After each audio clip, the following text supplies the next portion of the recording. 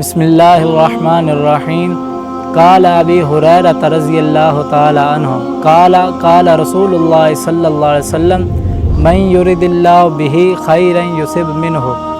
حضرت ابو ہریرہ رضی اللہ تعالی عنہ سے روایت کیا جاتا ہے، آپ فرماتے ہیں کہ نبی کریم صلی اللہ علیہ وسلم نے ارشاد فرمایا کہ اللہ تعالیٰ جس کے ساتھ بھلائی کا ارادہ فرماتا ہے اسے مصیبت میں مبتلا فرماتا ہے۔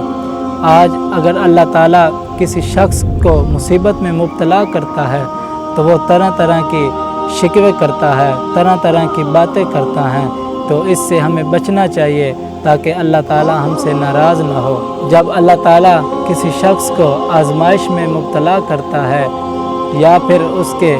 کوئی رشتہ دار یا کوئی اس کا بھائی فوت ہو جاتا ہے تو وہ اللہ رب العزت سے شکوے کرتا ہے اور ایسے الفاظ کیا جاتا ہے کہ جس سے انسان اپنے